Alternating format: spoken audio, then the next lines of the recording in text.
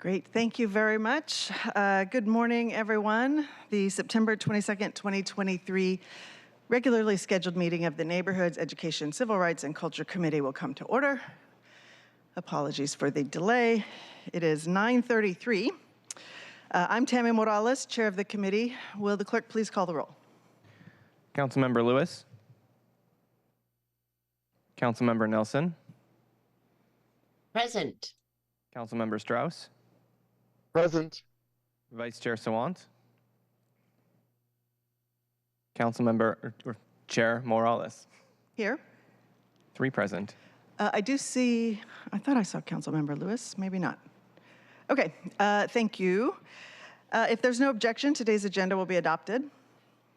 Hearing no objection, today's agenda is adopted. We've got 3 items on our agenda today, all presentations. We won't be voting, but I'm really excited to hear from our 3 different folks. So our first item will be to hear from OPCD on some legislation that my office has been working on for a couple years. I'll go ahead and ask Nick to come up. The second item on the agenda today will be an auditor's report on a study we commissioned on workforce equity and promotions in the city. And then the third item will be a presentation from our Department of Neighborhoods and Office of Economic Development on the community wealth building initiatives that we have been piloting in the city.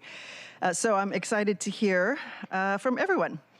Before we begin, we will open the public comment period. Devin, do we have folks signed up? We have 3 public commenters signed up for in-person public comment and 1 for virtual. Great. Okay, so before we begin then, let me quickly say, at this time we will open the general public comment period. I ask everyone to please be patient. It remains our strong intent to have regular public comment in the City Council, but we do reserve the right to modify comment periods if at any point we deem the system is being abused. Each speaker will have 2 minutes to speak. If everybody is in person, then please state your name and the item that you are speaking to. And we will begin. When you have 2 minutes, you will have a 10-second chime to let you know that your time is wrapping up. So when you hear that chime, please wrap up your comments so we can move to the next speaker. Okay, Devin, can you please call the public speakers? We'll start with remote public comment. The first person, or the only person that we have for remote public comment today is Kelvin Donkwa. Great. Kelvin, if you'll press *6, please.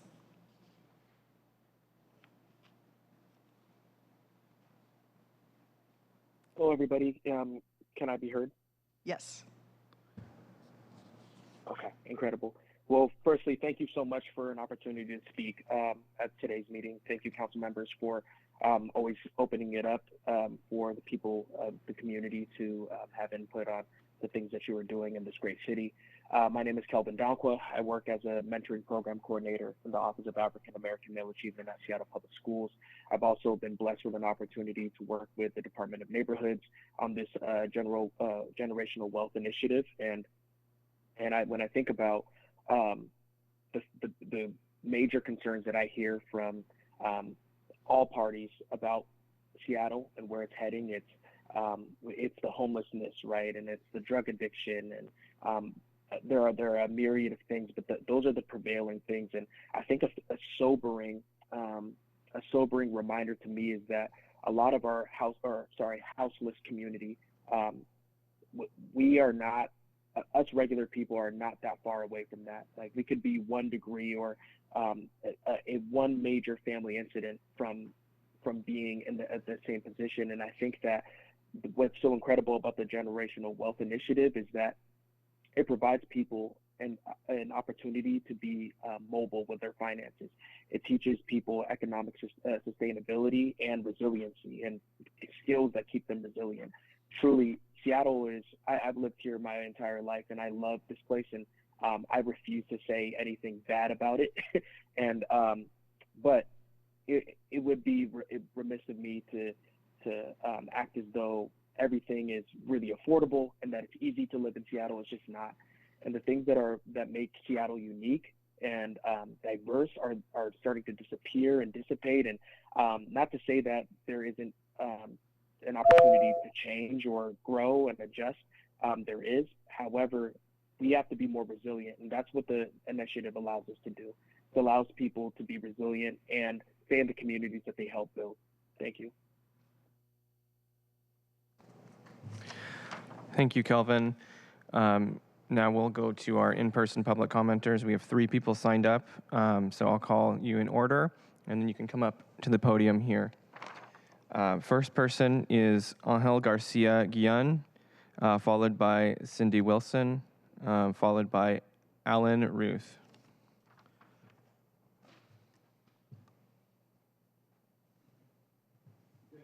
My name is Angel Garcia Guillen, and I'm here today to provide a public comment on behalf of Via Comunitaria and other community-based organizations throughout Seattle.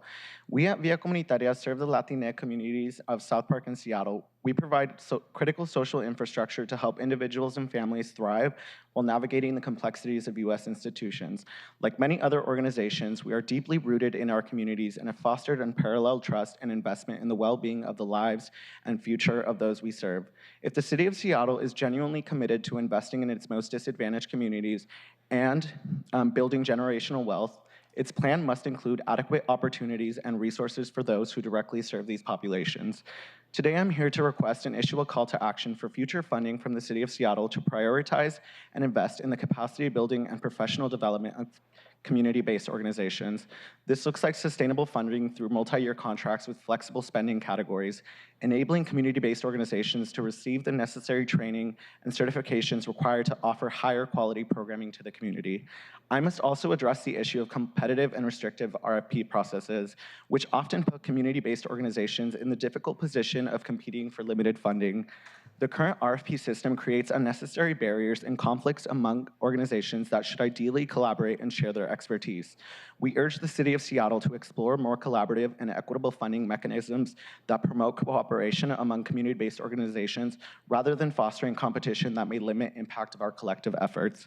I implore the City of Seattle to align with our vision and mission and invest through increased, reliable, and flexible funding while also reevaluating the competitive and restrictive nature of RFPs to ensure a more collaborative and equitable approach to better serve the people of Seattle. Via Comunitaria serves as a vibrant learning hub for our community, a space where we nurture grassroots leadership opportunities. Through this, we employ, train, and develop individuals and families, creating a ripple effect that spreads knowledge throughout families, friends, and the broader community, ultimately manifesting and building generational wealth. Thank you. Thank you, Angel. Next will be Cindy Wilson, followed by Ellen Ruth. Hello. Hi, everyone. My name is Cindy Wilson. I'm here to speak about the importance of the BIPOC Generational Wealth Initiative. All right. I really urge this council to continue funding this work. I've had the opportunity and the honor of working with the Department of Neighborhoods, People's Economy Lab, and a slew of amazing BIPOC community orgs on this wealth initiative. And I'm myself part of Headwater People, which is a Native-run, Native ideologically based organization doing community outreach work in Seattle. You know, it's been about 2 years now, and this time has made it so clear to me that this work needs continued investment. What a joy it has been to see the brilliance of these BIPOC leaders work on long-term solutions for the stark racial wealth gap here in this city. It's vital that the city continues to fund spaces that allow for long-term planning and execution. The needs of our communities are so urgent that it's hard to dream of next year, much less the next generation, but we need to invest specifically in that capacity to plan and create, because you can only build something once you've envisioned it. We are already learning so much about how to sustainably build wealth, create opportunity, and create a space where we all can thrive. And so I urge you to continue investing in this initiative, because our communities have the wisdom, the knowledge, and the solutions required for all of us to live in a city where all of our needs are met. Thank you so much. Thank you. Next will be Ellen Ruth, and then I'll call the next 3 speakers after that. Following Ellen will be Cindy Chibertani, followed by Matthew Hagashi and Gladys, Clement. So go ahead, Ellen. Thank you. Good morning. My name is Lynn Ruth. I'm here because I'm the poster child for generational wealth. Full disclosure, I'm a City of Seattle employee. I began my 49th year. I started right here at the City Council, worked here for 10 years, started as a receptionist, eventually was a legislative assistant. Be nice to everybody. I hired Bruce Harrell to be my intern. He's now my boss. But because I was given an opportunity, I lived on the salary I had as a receptionist for 10 years. When I left the City Council, I bought a house at 3617 38th Avenue South. I was the first in my family to own a house. I was born and raised in Yesler Terrace, 1009 Alder Apartment 866. I went to the only high school, Garfield, went to Seattle Pacific College, so did all the things that black folks are supposed to do, bought one house. 10 years later, I bought another house on Beacon Hill so I could house my family. I now built a retirement home in Arizona, but because I had the opportunity to buy a house and own property, I have been the financial stability for both sides of my family. My husband's family, when my children needed houses, couldn't afford Seattle. We spent $9,000 and bought 3.5 acres of property in Conroe, Texas, right outside of Houston, so they could have a legacy. I'm still working, yes, because I have 2 grandchildren I want to get through college, but the wealth is in the land. The ability to not have every generation start over. You know, it's my mother and father never were able to own a house. I'm proud that my mother lived long enough to see her daughters own property. And what I need from this city is for, as it affects black people, I need them to not say Black Lives Matter. I need them to let black people decide what matters to them. This work is important, and when it first started and there was a sunset, you can't make up for 400 years with a 2-year program because believe me, I've done it. You end up making decisions that are not long-term. Insult to black people to do that. So I'm asking that these decisions, as they affect black people, I'm not speaking for anybody else, let them be made by black people.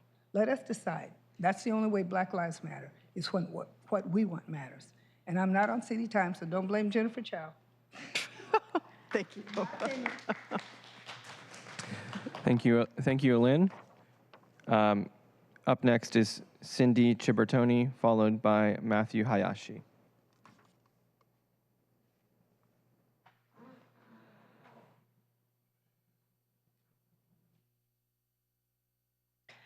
Good morning, everyone. I'm Cindy Chibertoni from Villa Comunitaria as well.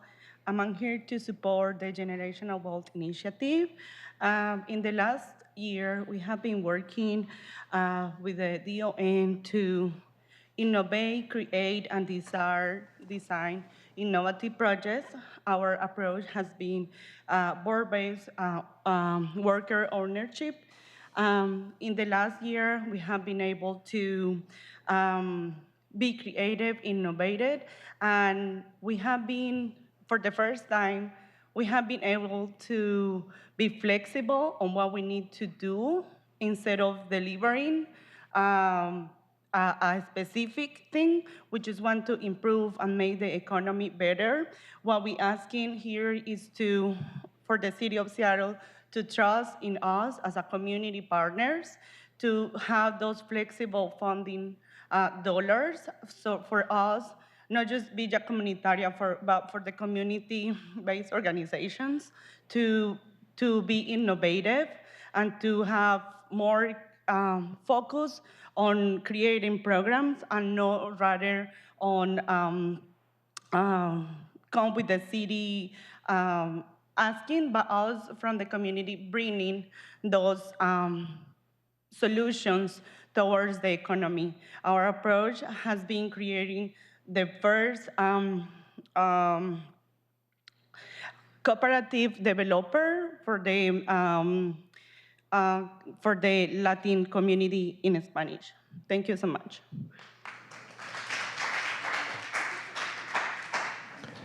Thank you, Cindy. Up next is Matthew Hayashi, followed by Gladys Clement. After Gladys, there are no more public commenters signed up. Good morning. Appreciate and want to acknowledge the chair and the whole committee for having us here. My name is Matt Echohawk Hayashi. I'm part of Headwater People too, and I'm here to speak in support of the Generational Wealth Initiative. There's lots of things that stand out to me. The thing that keeps coming up over and over for me is that to be able to witness the city's investment in not just what particular programs, but investing in how do we change the environment for this conversation, the environment for how projects and ideas can be incubated, can be supported, can be listened to, and then launched too. That environment that this initiative is creating, I think a lot goes to the staff here at Department of Neighborhoods, but that environment is really a transformational one. It's one that's not often seen, where local government and community leaders can come together in an environment of trust and openness, and real ideas not just are able to emerge, but they have the time and space to be listened to and thought through, and have feedback and pushback, and still supported as they move forward. It's a really, really incredible program that's happening here. And you're gonna see, we're seeing right now, the outcomes of those programs are powerful innovations on different scales, but reaching areas of this city and communities that I think for a long time, we as a whole community have had a difficult time reaching. And being able to have the chance to have meaningful partnerships with organizations like I'm just speaking is a real game changer. The ask looking forward is they're big ones, they're significant ones, and I just want to say that the investment in that is going to produce dividends way, way beyond what's being put into it, and I'm quite certain of that. So thank you very much. Thank you, Matthew. Up next is Gladys Clement. I'm sorry, Clemente. And following Gladys, there are no more public commenters signed up to speak. Good morning. My name is Gladys Clemente, and I also with Villa Comunitaria, a nonprofit organization in the South Seattle. I would like to talk about me and the journey, my leadership journey with Villa Comunitaria. Over the years, I gained the trust and confidence to work in the community. With my testimony today, I would like to ask the city of Seattle and extend the trust to community. We know more about what we need, and having the government on our side will produce bigger results. In 2014, I joined a group of women called promotoras that meet every Wednesday to address and discuss community issues. After 2 years, I became a staff member in 2017, and as an immigrant and a mom of 3 children, I know firsthand the necessities that newly arrived immigrants face. I would like to acknowledge the work that grassroots organizations are doing. I think Villa Comunitaria is working towards leadership, education, and workforce development opportunities, and a real example of that.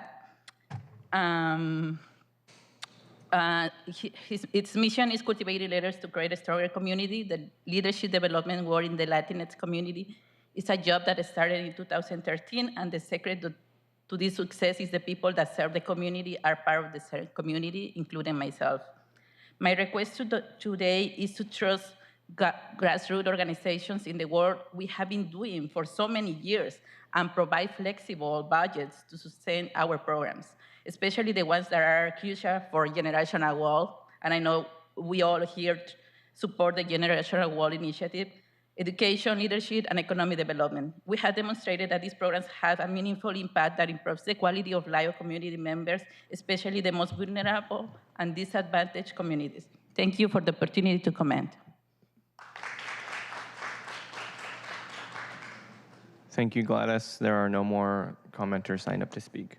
Terrific. Well, thank you all so much for being here. I appreciate hearing directly from the folks who have been convening for the last couple of years. So looking forward to your presentation later. Okay, so I'm going to close public comment. Before we begin, I just want to say, there's a theme here for the presentations that we're going to hear about today. We're going to hear about what the city can be doing within our departments to make sure that we are supporting communities of color, that we are addressing the displacement that is happening in our communities by talking about some new housing opportunities. We're going to be talking about how we can be active in community by supporting the organizations that are doing the work outside the city. to make sure that our communities of color have tools to ensure the displacement stops, that our small businesses can thrive, that our communities can stay rooted and really support the cultural anchors that we want to see in our community. And then we're going to be hearing from our city auditor about what the city needs to be doing internally to address the issues around racial equity and hiring, promotion, and retention policies, because this is not just about addressing communities of color outside the city, but how we remain or achieve our goal of being high road employers by making sure that we are also doing everything we can to address whatever internal racial disparities we have within our own city workforce. So I'm looking forward to these conversations today and really want to thank everybody. Okay, so with that, we will begin. Devin, will you please read item 1 into the record? Agenda item 1, presentation of the Connected Communities Equitable Development Zoning Pilot for briefing and discussion. Great. So we have from OPCD, Nick Welch and Katie Heima. Is Katie online? Yeah. And then from our own central staff, we have Keto Freeman. So I will ask each of you to introduce yourselves, and then we will begin. I'll start. Keto Freeman, Council Central Staff. Why don't you go ahead, Katie? Hi, everyone. My name is Katie Heima. I'm with the Office of Planning and Community Development. Hi, good morning. Nick Welch, also Office of Planning and Community Development. Great. Okay. We have the technical issues resolved. Okay, let's do it. Good morning, committee members. Keto Freeman again, Council Central Staff. Today we'll have an initial briefing and discussion on a piece of legislation that is yet to be introduced. It's a pilot program, Connected Communities Pilot. I'm going to walk through most of these slides. They're just in terms of materials that you have attached to the agenda. There is this presentation. There is another PowerPoint presentation that represents some massive studies that was done by Schemata Workshop Incorporated for the Morales office. And then there's also a draft bill. I don't know if you have any questions about materials, but if not, I'll just dive into the outline here. Talk a little bit about equitable development zoning, past and current phases. OPCD, that's largely been OPCD's work. The council will recall a couple of bills that have been acted on in the last couple of years. Talk about the evolution of the council work on the Connected Communities Pilot, and then talk a little bit about what the Connected Communities Pilot would do, and then identify some next steps for the committee for potential introduction and consideration by the committee after budget. So I'll turn it over to OPCD here to talk a little bit about equitable development zoning and what the city has done and is continuing to do. Okay, thanks, Keto. First off, thank you, Council Member, for having us here at the table with you today at the committee and more broadly just for this collaboration between your office and OPCD. We're very excited about it. This will be sort of a quick overview of equitable development zoning, or EDZ. This is an effort from our department, OPCD, over the last couple years that really began because we sort of had a simple problem that we came to realize. About 7 years ago, the city started the Equitable Development Initiative, or EDI. That was really at the direction and advocacy of community organizations experiencing displacement pressure, and it was intended to address primarily financial barriers that those community organizations were facing when they tried to mobilize and execute anti-displacement strategies. And so it has funded many of those projects in the last several years, several dozen. Most recent announcement of awards was just a couple days ago. But over the last several years, we've realized anecdotally from those projects that they're still facing a lot of challenges, that the city regulates development and land use in ways that challenge those projects, that slow them down, that add costs, that make them more complicated. So a couple years ago, we started this effort, Equitable Development Zoning, with a purpose of trying to align our land use policy more closely with the goals that our department and that the city generally has set for equitable development. We convened a stakeholder group that had met for monthly through the last year. We interviewed dozens of EDI applicants and grantees to try to understand, where their specific projects had been stymied by our land use regulation. And so from that engagement work, we sort of outlined 3 main strategies. Those are what you see here on the screen. The first one, and that's ongoing, was trying to address some of the challenges those organizations, those projects face just getting through the permitting process, just frankly, navigating a complex process, getting answers to questions when many of them, their mission is focused elsewhere, not primarily on development, so it may be the first time they're really encountering the city's land use regulatory framework. So the Seattle Department of Construction and Inspections, SDCI, now has a position that is there to support those types of projects, to kind of be a liaison, especially upstream when they have early questions in the process. That's something we'd like to scale over time, but it is already had been helpful. The second phase was recent. That was sort of phase 1 of EDZ from a legislative standpoint, and that was a piece of legislation that the council adopted earlier this summer that removed kind of a set of code barriers that we knew were facing EDI projects right now, several which were sort of stuck trying to move forward. The main thing it does is sort of simplify the permitting process so that rather than requiring certain subjective or conditional land use approvals that can add time and cost and uncertainty, they have a more straightforward path through the permitting process. It sort of unlocks more sites throughout the city where certain types of uses that EDI projects often include are now allowed in a more straightforward way. And then through this engagement, we also knew and had heard about how many projects face bigger challenges. They fundamentally don't have the right zoning for the site that they may have managed to acquire in our very high-cost city where land acquisition is really difficult. And zoning is just sort of a fundamental barrier that makes their projects difficult or financially infeasible. And so looking for more flexibility that would really encourage equitable development uses in new development and increase their feasibility was what we thought could be a next phase, a phase 2, that we wanted to explore through a pilot, and we're very excited at the potential collaboration with your office, and as Keto will walk through in the next several slides, what that pilot would involve. Thank you. Well, Keto, before you start then, let me just sort of give context for the work that we were doing in my office. So thank you, Nick. This is really helpful. So in 2022, we started working with a stakeholder group of about 35 organizations, community organizations, to change our land use code, and so that we could shift the city toward one where everybody can live in their chosen neighborhood with access to services and commerce that meet their needs, all ideally within a 15-minute walk or roll of their home. So that group we called the Seattle Within Reach Coalition. It includes organizations like Puget Sound Sage, who was sort of the convener that advocated for the Equitable Development Initiative many years ago, El Centro de la Raza, African Community Housing and Development, the Filipino Community Center, the Cham Refugee Community, AIA Seattle, Interim CDA, and many others.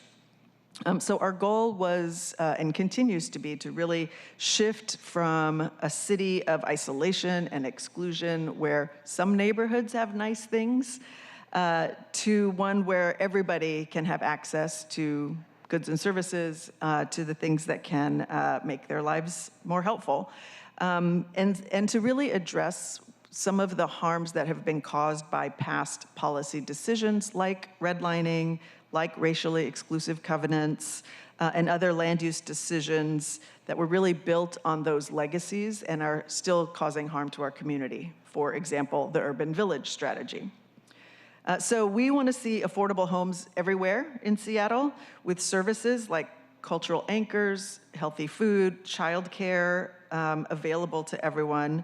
And we want to give people at risk of displacement, particularly through predatory home buying, an opportunity to stay rooted in their community. And so that's another component of this that we'll be talking about.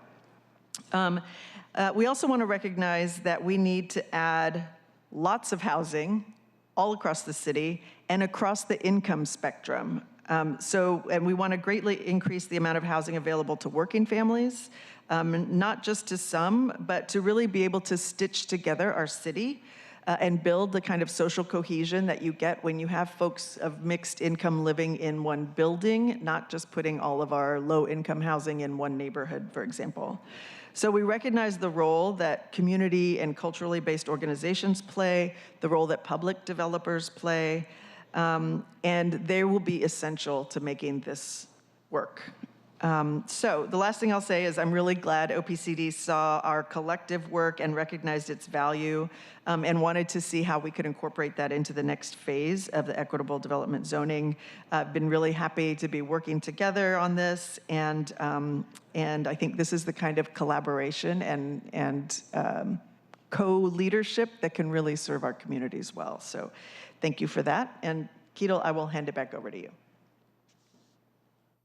Okay, I think moving on to the next slide here. So this will be a pilot program. As with every pilot program, it's good to have a clear statement of purpose so that you can analyze the results after the pilot period is over. So I'll just go ahead and read the draft statement of purpose and intent that's in the legislation. It's to demonstrate the social benefits of equitable development with community-serving uses and housing available to a spectrum of household incomes through on-site affordability standards and incentives for housing and equitable development uses through partnerships between public, private, and/or community-based organizations. So that's the statement of the draft legislation. Moving on to the next slide here. So where would the pilot apply? It would apply in most zones where residential uses are allowed within the city, but with a preference for those areas that are identified as community preference areas by the Office of Housing, and areas where there have been historical racially restrictive covenants. So the former community preference areas are well known. Those are established census tracts. Areas with racially restrictive covenants are known to a certain extent, but there's not a database that identifies every place in the city. But you see on a map here from the University of Washington, those subdivisions where those covenants have been identified. Moving on to the next slide here, eligibility and affordability requirements. So who could participate? The pilot period would be for the earlier of 35 projects or through 2029, assuming the legislation becomes effective in 2024. That's a 5-year period. Applicants must include or be partnered with a community development organization or public development authority that has as its mission development of affordable housing or equitable development uses. So it would include a variety of community development organizations. For PDAs, it would include some that have been established, including the new social housing PDA. Affordability requirements, there would be a minimum affordability requirement of 30% of units affordable to households earning up to 80% of AMI on the rental side, or up to 100% of AMI for ownership. What is 80% of AMI? For a one-person household, it's about $70,000 a year in 2023. For a four-person household, it's about $100,000 a year in 2023. Next slide. Bonus development capacity. So what does one get for participating in the pilot program? You get additional floor area ratio and exempt floor area, but you have to provide some public benefits. Affordable housing, as we just mentioned, is a baseline public benefit that must be provided. But you get additional FAR for other things too, including location and community preference areas or areas with historically racially restrictive covenants. You get exempt floor area, so floor area that doesn't count towards your maximum FAR, your maximum density, by providing equitable development uses. And you can get extra floor area for provision of a unit to a partner property owner who might otherwise be displaced. So if there is a property owner who wants to partner with a developer here, they can secure a unit through the pilot program. Next slide, please. These are the development standards that are in the draft bill.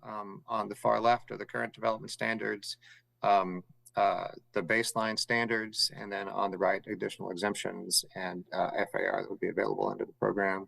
And low-rise and low-rise multifamily zones and neighborhood commercial zones, the additional floor area would be in the range of 20 to 30%, depending on which zone you're in.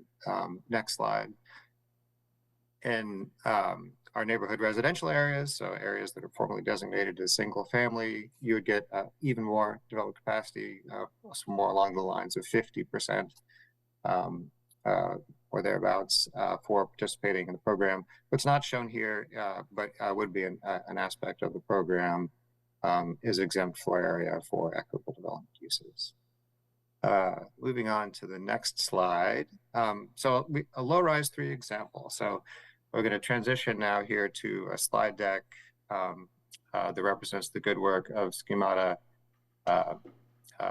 Workshop Incorporated. As you all probably know, they're an architecture and design firm in the city that is active in a variety of different areas. And they're under contract with the council to produce some slides here. And probably before we go into the slides, it'd be worth talking about a couple of things with what the purpose is for the slides, and also why we selected a low-rise 3 zone, which is what we're going to walk through here. With respect to purpose, it's to give you all a sense about how the buildings may appear, but it's also to satisfy some of the procedural requirements for the State Environmental Policy Act. So among other things, we're looking at development scenarios here that, while theoretically they would be possible under the pilot, may not actually be that likely. So that's sort of more of a disclaimer and a note to users of the slide deck. With respect to low-rise 3, so low-rise 3 is it's a multifamily zone that was intended for development with apartments. That's its primary purpose. You get a fair amount of FAR. Just what we have observed is that low-rise 3 is often underdeveloped. It is developed with townhouses, so people aren't necessarily maximizing the full potential of low-rise 3 zones. So we wanted to look at how a pilot may incent fuller development of sites in low-rise 3 areas. So with those disclaimers and explanations, let's move on here to the first slide. Again, these are the areas where you could get extra development capacity and an increment above the baseline development capacity available through the program, including community preference areas, places with historically racially restrictive covenants. Next slide. This shows us generally what we're going to be looking at here. There's some orthogonal views and street level views that kind of give a sense about how a building may look under the pilot program. But on the far left is what could be developed under the current low-rise 3 development standards. In the middle is what could be developed under baseline standards, including an increment for developing in areas with historically racially restrictive covenants or community preference areas. And then on the right is what can be developed not only with those the baseline incentives under the program, but also with a project that includes exempt floor area for equitable development uses, and also provision of an ownership unit. Next slide. So here is development under existing zoning. 2 sites. It's relatively, I mean, they'll be combined in sort of future, what we'll see in slides here in just a minute, but that's essentially a 31 unit project on 2 parcels, about 13,000 square feet in area. You can develop up to 5 floors here. What's shown in the model is a 4-story building. So this is what you can build under current conditions. Next slide. And this is what it looks like from the street. So it's, you know, this is shows context for what the kind of development that may be in low-rise 3 zones and in relatively dense areas. It's not necessarily apartment buildings. It's older houses, older apartment buildings and townhouses. Next slide. So here is what could be developed under sort of the baseline aspects of the program through the provision of affordable housing and also by location in an area that's a community preference area or where there have been historically racially restricted covenants. So somewhat more units, 36 units, townhouses in the front, an apartment building in the back. The affordable units are identified there in the lighter yellow. The market rate units are identified there with the lighter orange. The sort of where units might be located, don't infer from this they'd be on the top floor or the 4th floor. They'd be distributed throughout the building, as is the current requirement under both MHA and incentive zoning. Next slide. So this is what it would look like from the street level, sort of a step back project, more ground-related units in front, an apartment building in the back. And then the next slide, please. So here is a project that uses every single incentive that would be available under the pilot program. So it would be a slightly taller building, a 6-story building, as opposed to a 4 or 5-story building. There'd be more units, 45 units. 14 of those units would be affordable. The rest would be market rate units. So there'd be opportunities for cross subsidy. And what sort of importantly, what we see here at the ground level is exempt floor area for the equitable development uses, and also an ownership unit that is provided in the building through a partnership with a property owner who's participating in the program. So next slide. Here's what it would look like from the street level.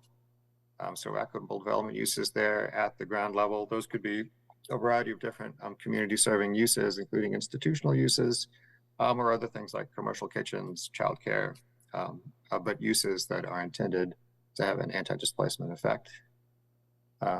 Next slide. And here's some orthogonal views. So this is current zoning. Next slide. Baseline under the bonus program. Next slide. The maximum that could possibly be done. And then one final slide here. This is maximum of what could possibly be done, sort of with a comparison ghosted end of kind of existing zoning under low-rise 3 to give you both a sense about how something might appear with current development, but also with what could be developed under current zoning. So there are a few other slides we could walk through if you'd like. There are some street views, but this is the general gist of kind of what could be provided under the program, what the height, bulk, and scale might look like, and where the uses may be located in the building. I don't know, Katie or Nick, if there's anything you all want to say here about the massings done by Schemata, but you're welcome to if you have any thoughts. No, I don't think so. That was great. Thank you. Okay, thanks. Thank you, Keel. I don't. Does the committee have any questions about these graphics? I'm not seeing anybody. I do want to, Okay.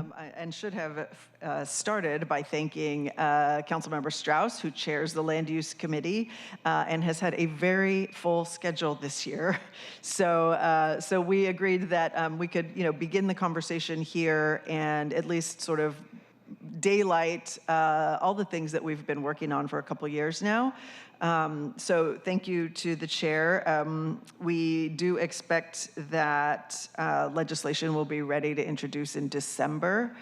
So I'm hoping that we can formally introduce and begin the discussion that way, but I do want to thank Chair Strauss for letting us do it this way instead. And it looks like he has a question. Please go ahead. Thank you, Chair. And Keto, if you could go back to that last slide that you were on. Chair, I'm just also going to return the thanks and appreciation for you having in this committee rather than in mine, because my committee was 3.5 hours this last time before last, and this would have made it a 4-hour committee. And just thank you for continuing to work on this. I wanted to highlight the slide because the reason that I'm always very nervous, anxious, and typically don't share massing slides is because I just want the public to recognize that the building doesn't have to be this ugly. This is a massing slide. This shows what height, bulk, scale can look like, and is in no way representative of what a final building would look like. So I just wanted to say thank you, and then also clarify that height, bulk, scale massing slides can look, the final design can actually look pretty. Yes. And fit the character of the neighborhood. I mean, it's, Chair and I were both at Association of Washington Cities board conference this week. I drove through Leavenworth, and driving past the Safeway in Leavenworth, I was struck with how Bavarian that Safeway looked. And Leavenworth has very strong design standards that they place on their community for, specific reasons. I'm in no way saying that Seattle should look like a Bavarian town. I'm just using that as an example of how design standards in a community can be implemented to ensure that new buildings and existing buildings retain a feeling of the character of the community. So, Great, thank you. I went on a bit of a tangent, Chair. Yeah, thank you for letting me pipe up. That's quite all right. That's actually a good. I'm sorry, Councilmember Reynolds. Didn't mean to. No, I was just going to see if there were questions. Yes, Councilmember Nelson. Would these projects participate in the MHA program? No, they would be exempt from the MHA program. All of them, even if they're a private developer that's providing on, I mean, there are affordable housing providers and then there are private, but they would be exempt. Okay. Yeah, and that's actually a good opportunity to sort of compare and contrast sort of the requirements of this program with the MHA program. So under the MHA program, if a developer is performing, there's kind of a range of requirements there that depend on the zone and how much development capacity was granted through the MHA up zones. But at the high end, it's about 10 or 11%. Usually it's a little bit lower than that, much lower than that in the 5% range. There's also a deeper level of affordability required under MHA. So under MHA, rental units have to be affordable at 60% of AMI. The pilot program as proposed sets a higher ceiling for affordability. So 80% of AMI that's the ceiling, certainly not the floor.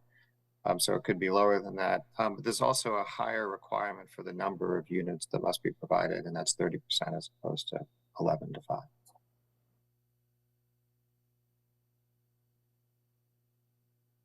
Any follow-up, Councilmember Nelson? Nope. No. I'll ask questions offline. Thank you. Great. Okay. Keto, anything further? I just wanted to get, the discussion of the massive studies sort of reminded me of kind of next steps here. And so it might be good just to look at that next steps slide, which sort of gets us on a pathway to potential consideration in December. And one thing to remember here is that we have to do State Environmental Policy Act review on this legislation, which is a purpose for developing these massing studies. It's something that we need to do to meet those procedural requirements. And as a consequence, one thing that we show through these massing studies is kind of not necessarily what's likely to be developed, but what could be developed, but is sort of not that probable in some ways. So that's what we have shown here with the sort of the highest example. So that SEPA review will happen during budgets, and assuming that it goes smoothly, we should have a piece of legislation introduced for the committee to consider in a December timeframe. So that's all that I have on next steps here. Great, thank you. Katie or Nick, anything further you wanted to add? Okay. Well, I appreciate this. As I said, we are really working to use every tool we have in the city to increase housing, particularly to increase housing for working families. And more than that, we're not just interested in units of production, we're also looking at how we can be really intentional about creating the kind of community that we want. So this is an attempt to provide for a mix of incomes in any given building, to make sure that we are setting an intention that the ground floor of these buildings provides a service to neighbors, a commercial, an institution, a cultural anchor, something that community has decided is important to them. And to really offer, a new way of incorporating all of our goals into these buildings so that we are, as I said, really intentional about creating community, not just building units of housing. So I'm excited about this. I'm looking forward to it. I do want to thank OPCD for your partnership. I want to thank Keto for working on this with us for a couple of years now. And I do want to thank Schemata Workshop for their work on the massing studies. We've had a lot of conversation over the last 2 years with these 35 organizations about what they would like to see as a potential way to develop in the city. And so I think doing this as a pilot program for a few years to see, what fruit it bears is a smart way for us to get started. So I'm looking forward to that. And if there are no other questions, I will thank you very much. Okay, Devin, will you read item 2 into the record, please? Agenda item 2, workforce equity in promotions audit for briefing and discussion. Great, and I will ask Director David Jones, our city auditor, and Ibi Osuntoki from the city auditor, and Jana? Is Jana coming as well, or is Jana online? There she is. Hello.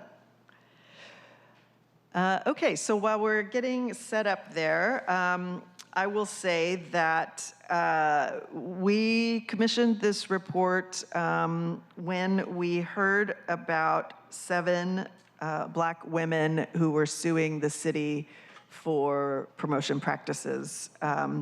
So it's really important to me that, we understand that trust and integrity in our governmental system starts with our own city culture. It starts with our own workforce.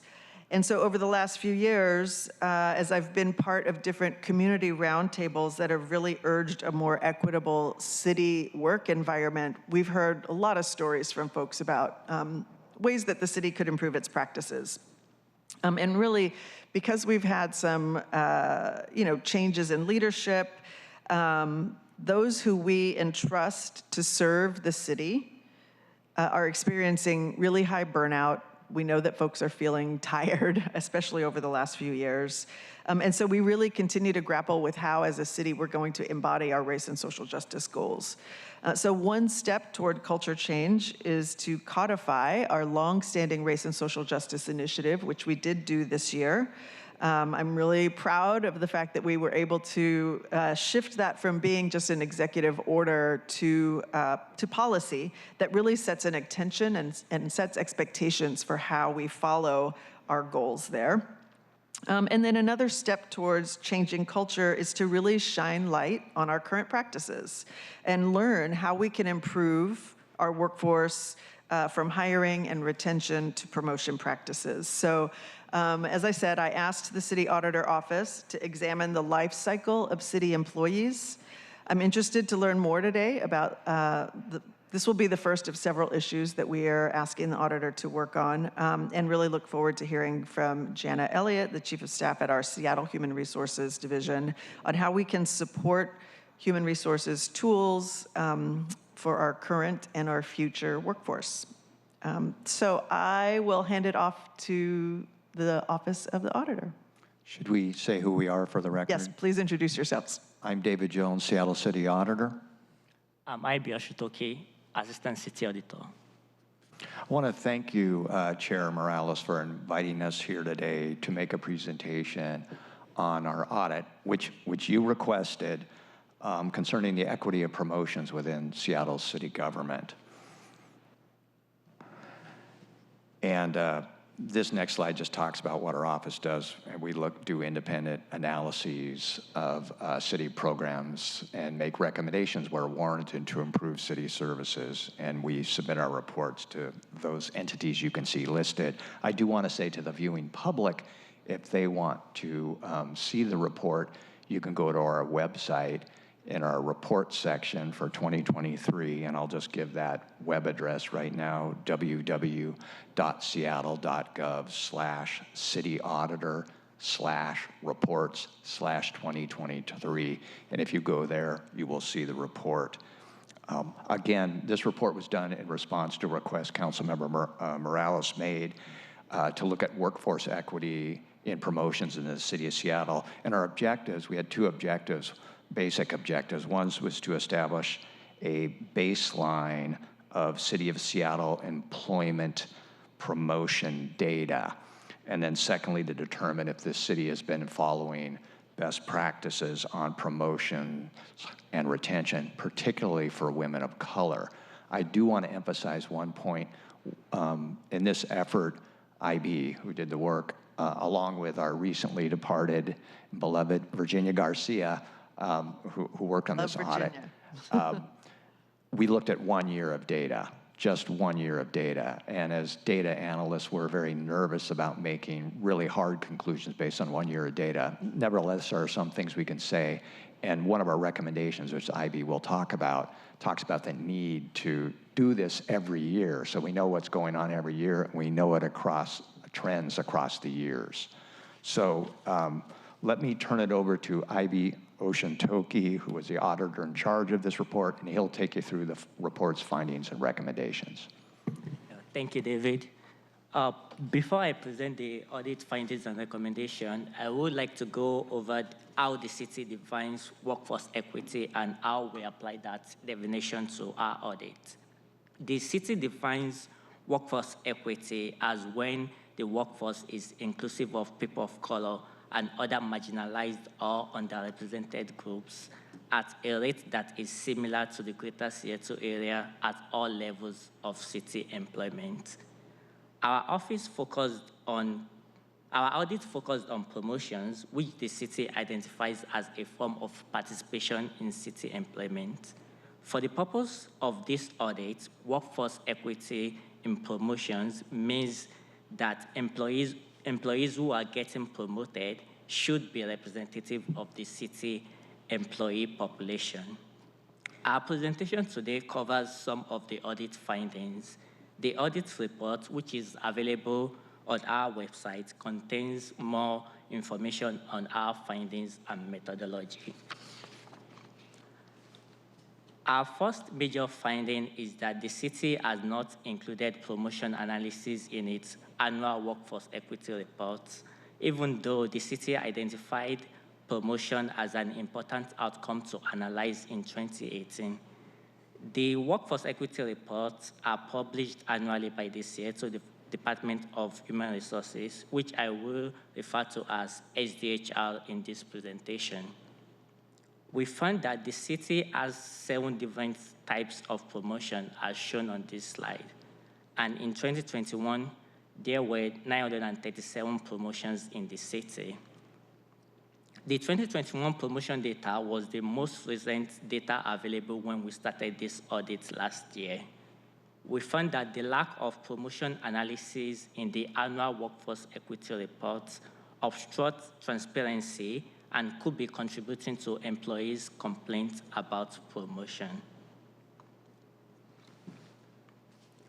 Our office was able to use the 2021 promotion data to conduct a baseline analysis on promotion.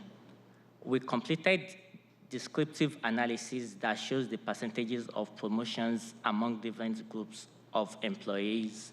One of the findings from those analyses was that promotion outcomes were slightly higher for most women of color in the city in 2021.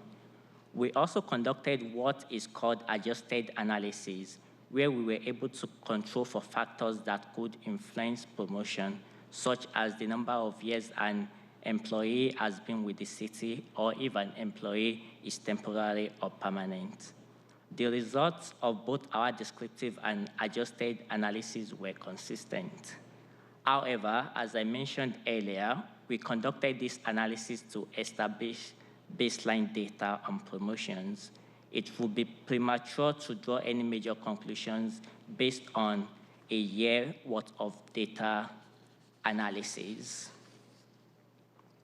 And although promotion outcomes for most women of color were slightly higher in 2021, we found that women of color on average received lower promotion pay increases compared to men of color, white women, and white men.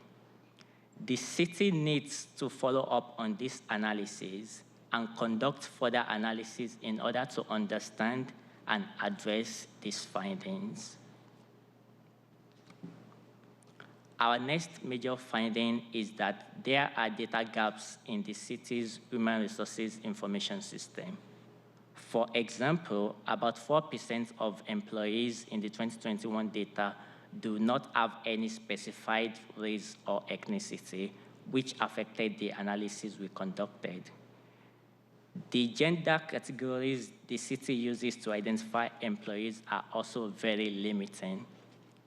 This means that the city might not be able to address potential inequities faced by non-binary employees as required by the executive order that established workforce equity in the city. This brings me to our first recommendation. As you may be aware, the city will be transitioning to a new HR system known as Workday HR in 2024. We are recommending that SDHR use the transition as an improvement opportunity to address the data gaps we identified and design the city Workday HR platform to automate data analysis. We are also recommending that SDHR publish regular analysis on promotion and pay equity. Our next major finding is that the city's federated HR system has impacted the implementation of promotion best practices. A federated HR system basically means that HR's management in the city is decentralized. For example, SDHR implements promotion practices for 20 small departments and offices, and large departments have semi-independent HR units that implement their own promotion practices. We found that the federated system has led to siloed practices and has impacted the implementation of promotion best practices across all city departments. We are recommending that SDHR and HR units in large departments explore how to effectively work together to ensure citywide implementation of promotion best practices. SDHR and HR units could use a collaborative framework, such as a community of HR practices, where HR managers work together to address gaps in the implementation of promotion best practices in the city.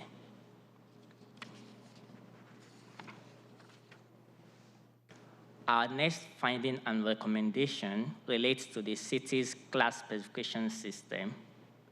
The class specification system describes the typical duties, responsibilities, minimum qualifications, and other requirements necessary for city positions. The current system was developed between 1991 and 1993, and it hasn't undergone any comprehensive updates since then. As you can imagine, a lot has changed over the past 30 years. We found that outdated class specifications create misalignments with current technologies and business operations in the city. The use of outdated descriptions of positions and minimum qualifications can limit the number and diversity of candidates who apply for city positions. Irrelevant requirements such as a driver's license for positions where it is not necessary can further limit the pool of qualified candidates. We are recommending that SDHR develop a plan to update the city's class specification systems. The plan should include a budget proposal for the city council and a strategy to ensure that the system undergoes periodic updates. Our last major finding is that promotion policies have not been reviewed with the city's racial equity toolkit. While all the HR managers we interviewed identified workforce equity as a goal for their departments and told us they incorporate RSGI factors in their HR processes, we found that analyzing promotion policies with the racial equity toolkit could further help the city identify potential barriers to the long-term goal of an equitable workforce. By completing and sharing a racial equity toolkit, the city can also increase transparency in its promotion policies and practices. We are recommending that SDHR work with the Seattle Office for Civil Rights to adapt the city's racial equity toolkit and perform a racial equity analysis of promotion policies. And that concludes our presentation. Thank you. That was great. IB, thank you very much. And I know Virginia's not here, but we worked very closely with her, so I will thank her anyway for everything. And thank you, Director Jones. I will start us off with a question, and then if my colleagues have questions, please chime in. And then I will ask Jana if she wants to respond or provide any information for us. I want to start at slide 6. It seems reasonable to infer that women of color are recognized for their work. They're provided more duties, but they aren't compensated similar to their peers for the work. I know some of the outcome questions that you mentioned are difficult due to the available information and the limited time that you were looking at. But is it possible to attribute the pay in skill gap to the variations in the salary bands? And are women of color generally started lower on the salary bands? Yeah, that's a very good question. Thank you. In response to your first sentence, if it is reasonable to infer that women of color are recognized for their work but not compensated similar to their peers, while being very conscious that our audit report only analyzed 1 year of data, which is 2021, I think it's reasonable to infer that in 2021, women of color on average are recognized for their work because the promotion rate for women of color in 2021 was a bit higher than other employees, but their pay increases, their pay raises that they got in 2021 was lower than other employees. So that statement is correct. As to why that may be why that is the way it is, that's a bit difficult to answer because our analysis focused on promotions and it did not address why women of color are getting lower promotion pay increases. Mm-hmm. But it is part of our first recommendation that the city needs to conduct more analysis to be able to find out why, and we'll be able to start to address that, especially by conducting a pay equity analysis. Mm-hmm. That would be able to answer some of the questions you asked. And yeah, I guess this is why we do studies, because I don't want to operate on assumptions, but it is my assumption that that women of color might start at a lower pay band in any given position, and that just makes it harder to get, the sort of advance that others might. Yes. Why not making any conclusion? That is some of the things we had done in our audit interviews. We interview employees in affinity groups, and that was one of the issues they raised, that women of color might be starting at a lower side of the pay band, mm-hmm. and when they get promoted, they are still getting. And our analysis was able to show that in 2021, when women of color were promoted, their pay raises was lower than other groups of employees. Right. Okay. Thank you. So Jana, I will hand it to you, and maybe just start with I will start with a really general question for you. There are several actionable steps here, recommendations that were made. I'd love to hear from SDHR about your reactions to this, and if there are steps that you think the department could start to take to dig a little deeper here. Well, first off, to Council Chair Morales, to the other council members that are present here today, just want to say good morning. Thank you for inviting Seattle Department of Human Resources into this space with not only the public, but also our council members, as well as working closely with the City Auditor Jones and with IB. It has been very informative to go through this audit process. The first time for me here at the city. In a past life, I was an auditor, so I very much appreciated the space that the audit team invites departments into to have conversations somewhat around the why, or what are the hesitations or limitations in our processes or systems that we have at the city. And so I think the purpose for anyone being audited is really allowing us to create action plans and close the gaps in any of the findings and recommendations. Seattle HR is looking forward to working really closely with our large departments. We're a federated model, and so many of our large departments have very smart and competent HR professionals, and we look for ways. I think one of the recommendations around community of practices, bringing together HR teams so that we can collectively work to provide responses to the recommendations, build systems, and respond in a way that will be supportive of our employees, the current employees that we attract to the city as we move forward. So just wanted to thank you for being in this space. Excited about the recommendations and findings.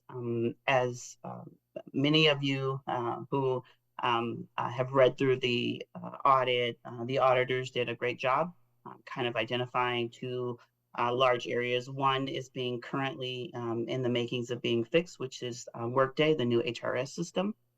It will provide us with robust data and information, and we are excited to be able to provide, I think, better, more collaborative spaces where our data can be used to change principles and practices, processes, and policies as we move forward. I think, as David mentioned in his opening, a one-year spotlight on an important issue like this is very limiting. Next year, we'll have Workday implemented, but in those same lines, it will take some time for the systemic issues around not having good data to really be evaluated and look to see what we can do to make those changes. But I'm excited and hopeful with Workday that we'll be able to specifically close that gap. Thank you. So I have another question about the class specifications, and I know they are related, but to me seem like a separate issue, which is that this is a 30-year-old classification system, and I don't know if this is for the auditor or for you, Jenna, but I am interested to understand a little bit more what it would take to update this 30-year-old classification that it sounds like for many reasons is not really advancing some of our goals as a city in terms of how we treat our workers. Can you talk a little bit about what that would take? Of course, and I meant to mention before, it is Jonna Elliott, just for those that are listening. So thank you for that. It absolutely leads in.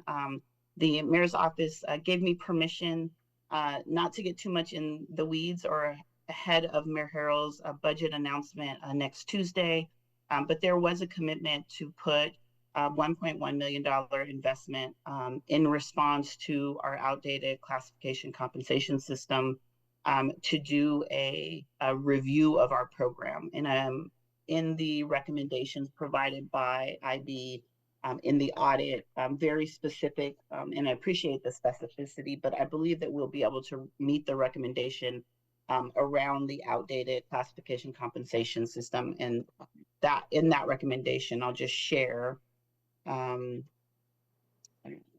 it asks to consult with relevant stakeholders, which we plan to do. We believe that the system, the program review will develop a multi-year plan for how we will update the system. We expect to have specific budget proposals for City Council's consideration, as well as a strategy for periodic updates of the classification specification system. So we are excited to be able to, again, not get too much into the weeds about Mayor Harrell's upcoming budget announcement, but that, I was allowed to share that here with you all to make sure that you understand the importance of that. And that is not just an SHR importance, it is citywide. And so we're excited for that. That's exciting. Thank you for sharing that. I look forward to seeing that next week. Colleagues, are there any other questions for our panel? Auditor Jones, did you have final comments you want to make? Sure, please go ahead. Thank you. I just want to let the public and the council know we do follow up on the implementation of our recommendations. We do an annual report on that. So we'll be tracking these. They're listed in the report in Appendix B. There are 4 of them. And SDHR gave us an estimated date of completion for each of the recommendations. So we will be following up with them, a normal part of our process, to see how they're doing on implementing on these recommendations, be reporting to council on what we find. Excellent. And that's it. Okay, well, that's all very exciting. Thank you. Thank you, Jana. Thank you for being here. Really appreciate it. And thank you, IB. Okay, we look forward to hearing more. Thanks very much. Okay, Devin, will you read item 3 into the record, and I will ask the folks from DON and OED to come on up. Agenda item 3, update on the Generational Wealth Initiative for briefing and discussion.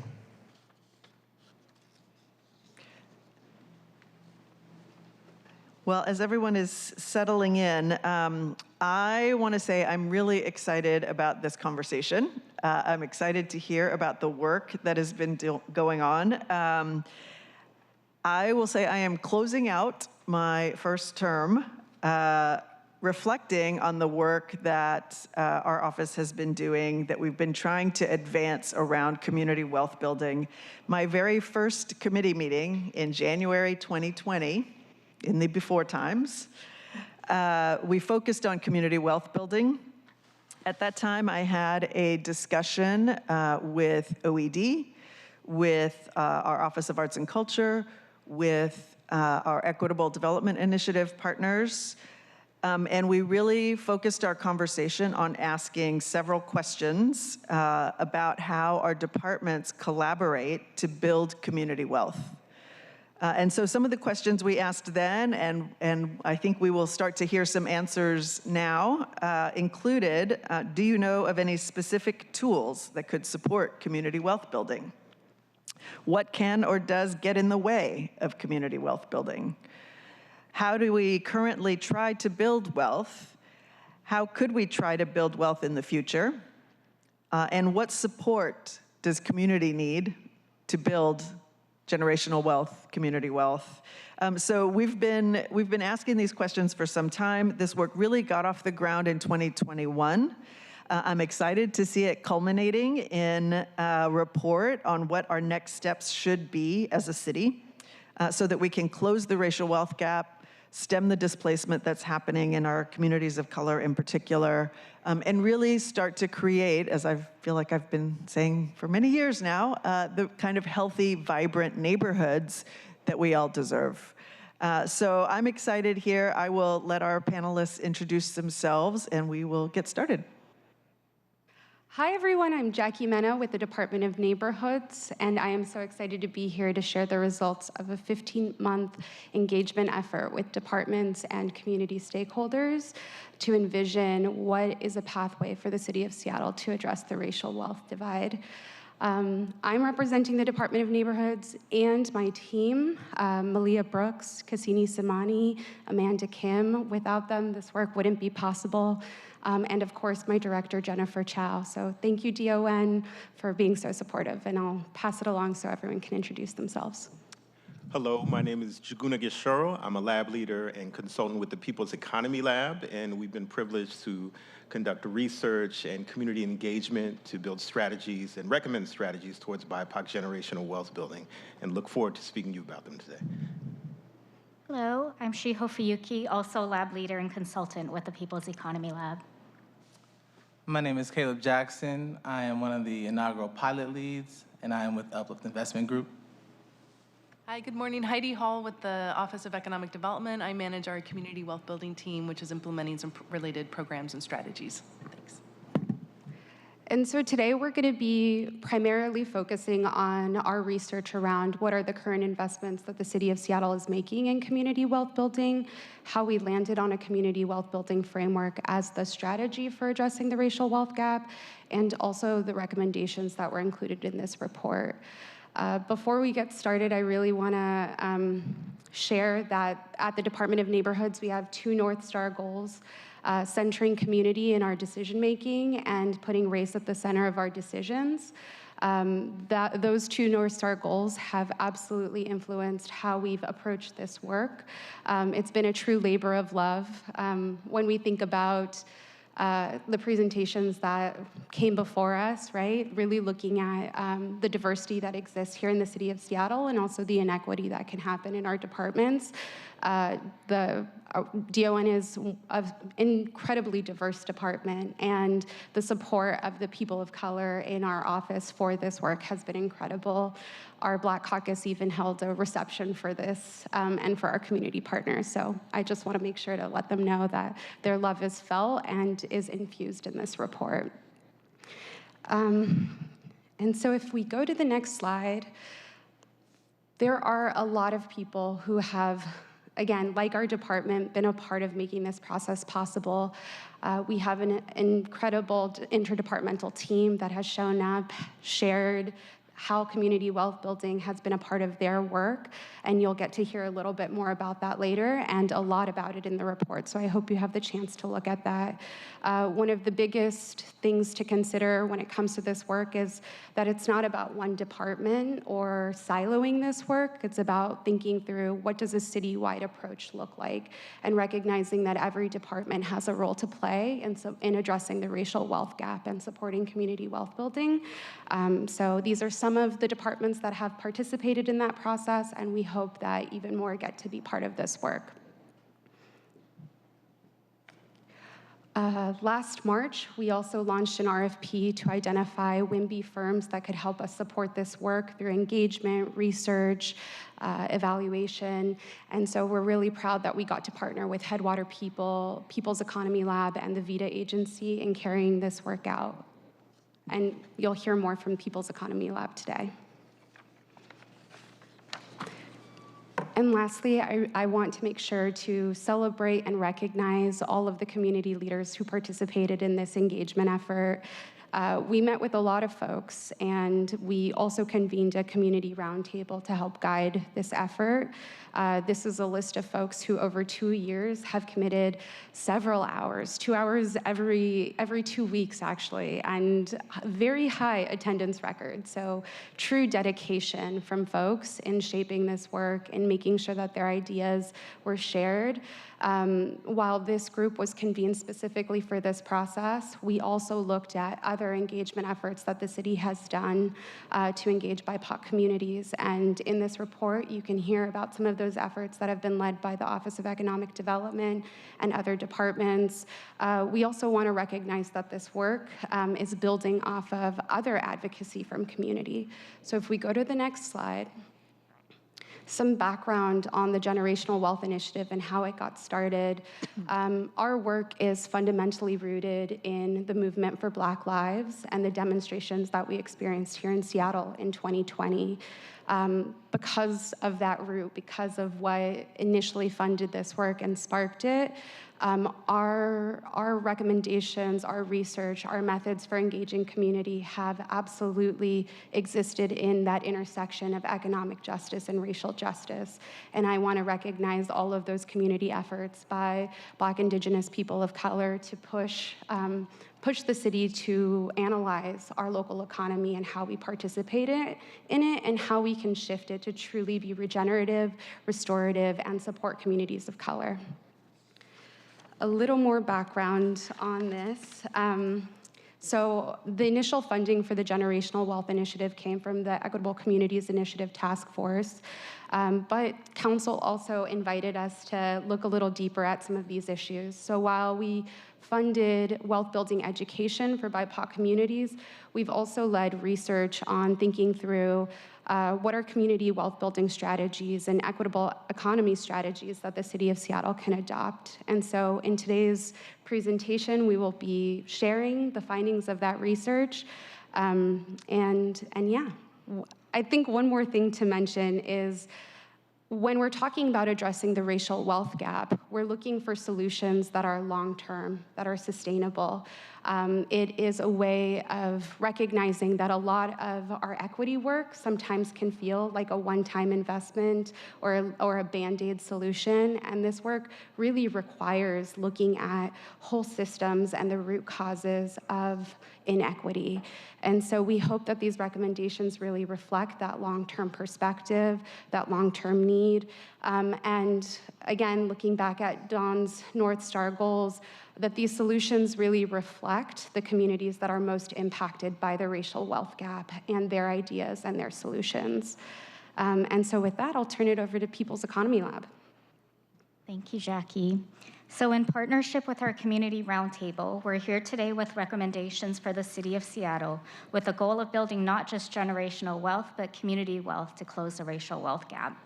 We believe that we must reframe our understanding of wealth and economy if we want to transform realities like the racial wealth gap. Our approach centers a just transition framework, which asserts that each economy has a purpose or outcome that we choose to manage toward. This generational wealth project envisions an inclusive Seattle economy that is managed toward universal well-being and justice for people of all races. Our research process involved working in close partnership with a BIPOC community roundtable and a community participatory research partners. Part of the process including creating a learning community and building trust among the group. We heard solutions to the racial wealth gap need to take into account history and provide space for communities to imagine their future in ways that connect to their experience and culture.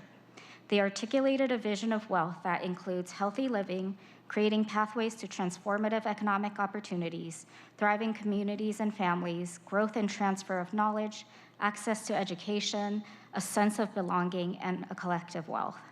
With their guidance, we sought a framework that empowers BIPOC to build the family wealth they need to secure well-being in the current economy, initiates the economic transformation that is required to truly secure and sustain BIPOC generational wealth, practically addresses the needs, challenges, and realities of BIPOC, advances restorative economic justice to redress past and current harms. With that, we identified community wealth building as an ideal framework to meet our identified objectives and advance true progress towards BIPOC generational wealth building. Community wealth building is an economic development model that transforms local economies by creating direct community ownership and control of productive assets. This is a way of organizing our local economies to ensure that they genuinely work for all people.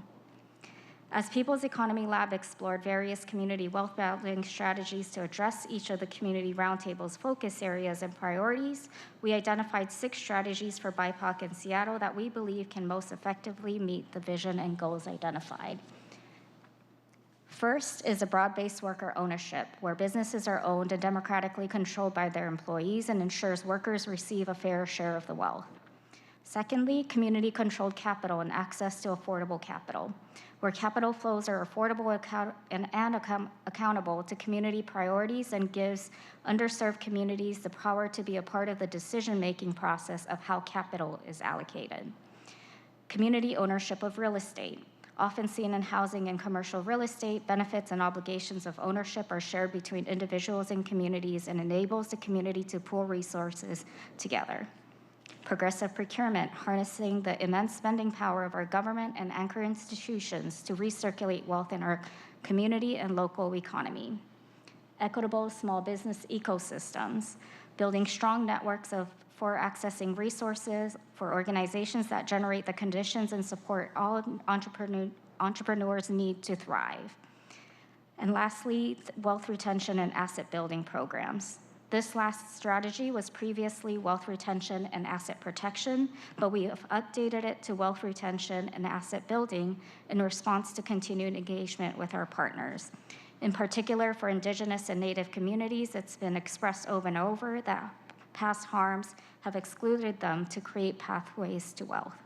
So priorities include safe and permanent housing, home ownership opportunities to provide stability, which strengthens communities. This strategy provides trusted and culturally relevant wraparound services to support individuals, families, communities to gather the resources that will move and sustain them towards economic well-being. These wealth-building strategies explored are not new ideas. Seattle already has strong investments in community wealth building, and several departments have identified community wealth building as a priority. We urge you to continue and expand on these investments. These efforts reflect our community's visions, and we deeply value DON's leadership and confidence in a community-centered process that centers BIPOC voices to create long-term solutions and shared economic well-being for all. Thank you, Shiho. Great, thanks. So as Shiho was mentioning and Jackie earlier, Seattle has made some strong investments in recent years in community wealth building. And just to echo what Jackie was saying earlier, these reflect years of engagement with community partners who have been participating, sharing their experiences, and ongoing relationships. So a lot of these are around, so using the Democracy Collaborative research as a frame, the initiative identified 17 programs across 5 departments in supporting access to affordable capital, community ownership of real estate, progressive procurement, equitable small business ecosystems, and wealth building and wealth retention and asset building. So there's a full list in the report and some highlights here on the presentation. Next slide.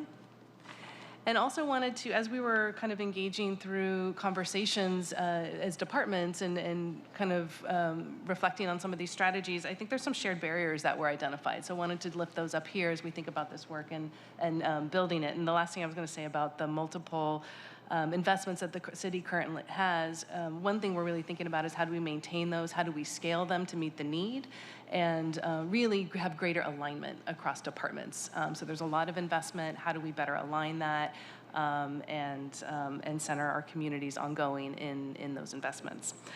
So around some of the shared barriers, I know different funding sources have supported this work over time, and so really having sustainable funding. I know the payroll expense tax is a really important, significant funding source that's supporting a lot of the new investments that have come online. Yeah, I'm most familiar with the ones that we're supporting around business ownership, equitable small business ecosystems, but as well as Equitable Development Initiative and other efforts that are ongoing. So having sustainable long-term funding sources that allow us to scale and grow and be able to work with community over multiple years. Secondly, a lot of investments in technical assistance and capacity building sometimes don't match our timelines for city programs and impact. And so just thinking about and working through some of those mismatches in terms of timing. Then also shared policy barriers. I know we're intimately familiar. There are challenges around gift of public funds, lending of credit in Washington State. So as we look at other models and strategies in other places in the country, thinking about how we can bring that into Seattle. But those are some challenges that we encounter, as well as just some of the administrative challenges around like prevailing wage, for example, when we're talking about community ownership and business ownership of real estate. So with that, I will pass it back to, I think, People's Economy Lab. Shuguna, are you? Yes. Okay, thanks. And today I'll be speaking about the specific recommendations that we're making in our report. Over 2 years in our community-led research process, we've worked towards the development of a set of powerful recommendations for the city of Seattle that we believe chart a path forward towards a city where BIPOC generational and community wealth is anchored through ownership and control of productive assets. We understand that transformational systems change on a national and multi-generational scale is the only lasting solution to the racial wealth gap, but we assert that the city of Seattle as a municipal government has both the opportunity and the obligation to lay the foundation for this transformation locally by advancing community wealth building for our BIPOC communities. And so, based on all of that general research and analysis, our engagement with some amazing community leaders and entrepreneurs, and participatory research with specific communities who experience the racial wealth gap, Our report recommends that the City of Seattle dedicate $30 million annually for 10 years to advance community wealth building and to begin to remedy the impacts of the racial wealth gap locally. Next slide. And so we made 3 specific recommendations on how to do this.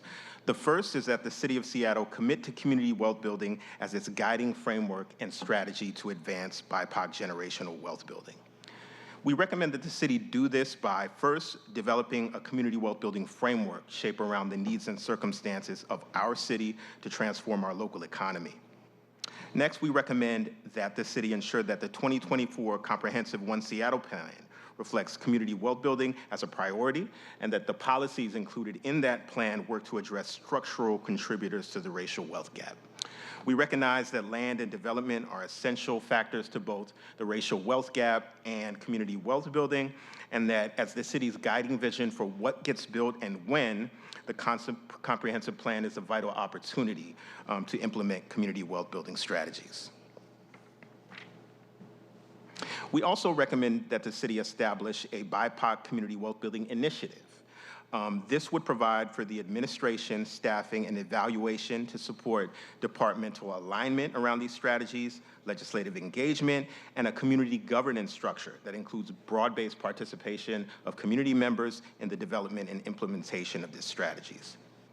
And so we envision a community wealth building initiative that would support the city as it adopts a comprehensive community wealth building framework, again, shaped around our city's needs and circumstances, that builds a comprehensive internal action plan for city government for the transformation both within city government and in the economy throughout our city. An initiative would also build, sustain, and support local infrastructure that our BIPOC communities need to effectively implement community wealth building models. It would be governed through participatory tools, such as community assemblies or participatory allocation of resources. It would have a role of informing council members and central staff on community wealth building, discussing the implications of legislative proposals and helping to shape proposals. It would also build a system and tools for evaluating impact and tracking and communicating progress to our communities. Our second recommendation is that the city honor the commitment to make substantial investments over 10 years through funding a complete pathway for BIPOC communities to obtain ownership and control of their productive assets. These funds would go towards addressing key gaps in our current investment model and would rely on sustaining current investments in BIPOC community wealth building. These would look like investments in building out the infrastructure and capacity of BIPOC-led and serving organizations committed to advancing community wealth building. Also, investments in community wealth building pilot projects that focus on researching, learning, and testing models for advancing our BIPOC identified strategies. Next would be investment in a community wealth building ecosystem program that would fund an interconnected network of partners to provide high quality, specialized, and culturally relevant capacity building, technical assistance, and capital to eligible nonprofits and businesses that are starting, sustaining, and scaling community wealth building models. Finally, it would make investments in community organizing resources and public education campaigns so that it can continue to share knowledge about our wealth building strategies and to help grow the engagement of our communities. Next slide. Our final recommendation is that the city retain and recirculate its spending locally and equitably to BIPOC communities through community wealth building strategies. We recommend that the city do this by setting targets for and making a commitment to prioritize procurement expenditures towards worker-owned enterprises that target or explicitly benefit BIPOC communities, and that it also set targets for and make commitments to direct a portion of its multi-million-dollar affordable housing expenditures towards community ownership of real estate models. So in conclusion, within this initiative, we've been empowered with our communities to support to develop these recommendations and then to model what an ecosystem of community wealth building can look like for our city. This has been a really powerful opportunity, and some of the leaders in our communities will have the opportunity to share how their pilots look and are developing later in this presentation. Finally, our research on generational wealth building has made it clear that this is an immense and complex problem, but we really do believe that this is an opportunity to innovate and deepen the roots of transformation in our communities in Seattle. Thank you. Thank you, Jaguna. Good morning. Do you want to introduce yourself? Yeah, good morning. Apologies for being late. I thought I was going to start around 11:30. I thought I was quite in all right. time. My name is Jose Manuel Vasquez. I'm with Growing Contigo LLC. Great. And are you speaking? Would you like to go first, or do you want me to? Oh, Caleb? You ready? Do you mind going first? I go first. Sorry. I go first. Thanks. Hi, everyone. My name is Caleb Jackson. I'm with Uplift Investment Group, and I am one of the inaugural pilot leads. My strategy is with the wealth retention and asset protection. And so I'll tell you a little bit about our program, some of the things that we've learned, and also how it's shaped how I think about some of the problems that Seattle's facing. And so my program primarily revolves around coaching legacy homeowners. And what we do is we really focus on 3 pillars. We focus on the individual. A lot of the population that we work with, they're legacy homeowners, so they're a little bit older. And so we try to figure out, okay, how do they want to spend their golden years? What are their retirement plans? How do they want to live life to the fullest for the remainder of their days? So that's number 1. Number 2 is we focus on their family.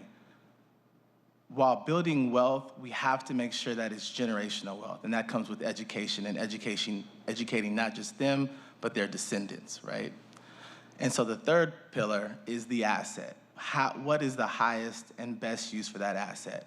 And not highest and best use in regards to, development, but what's the highest and best use based on those other 2 pillars? How does it help the family the most, right? And so that's how the program works. And we've learned a lot. So like I said, we come in and it's a coaching, so we have to ask questions and gain an understanding of the scope of that family. And so one of the questions we ask is, how many people are you supporting? Who lives here? And you get a wide range of answers. You'll get, Kevin's downstairs, he just graduated college. Emily's here. Her and her partner's pregnant, and so they're just coming here to save money until they can afford another home. I've talked to people who have entire families living at their property that are from their church, who aren't even in their nuclear family. And so it was very telling. Then I asked a follow-up question, right, to get an understanding of what it isn't a picture of not just right now, but for the future. We look at the past. And so I asked, how many people have you supported in the last 10 years? And we've gotten a very wide range. We've gotten over 100.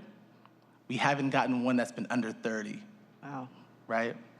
And so what we see is, what we kind of know, and we've kind of seen empirically, when you take and you cut down and add displacement, and you take away pillars of the community who provide housing security to the whole community, right?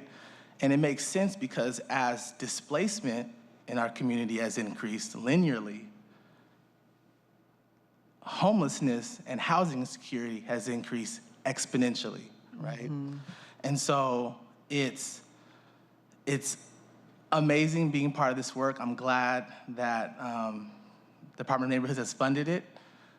It's taught us a lot. I think that the main thing that it taught me is that, or the main paradigm shift it caused, is that I understand that generational wealth is community health, right? We have to empower the people, the community members, the specific community members, because they're the ones that are empowering their neighborhood.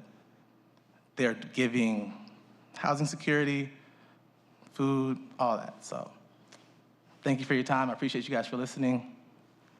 And that's my program. Thank you, Caleb. And I know I've heard you speak before about just the challenges that families have, and if they are contemplating selling their home because somebody's walked up with a bag full of cash, how do you say no to that if you know that you could use it? And so the service that you're providing is really important to help people understand that there are alternatives that you can look at to keep your home and still know that there is wealth there. It might look different than a bag of cash, but there is wealth there that you need to keep for your family. So thank you. Thank you. Yeah, thank you. Thanks, Caleb, for that. And definitely, I also wanted to add some context on why a program like this or an initiative like this is so important to my community. I myself grew up in South Park since the age of 7, but I grew up as an undocumented immigrant for over 30 years. This is the first year that I've been eligible to adjust my status, so hopefully, fingers crossed. Congratulations. Yeah. By the end of the year, that would change, but for now, I still, I'm in that limbo status.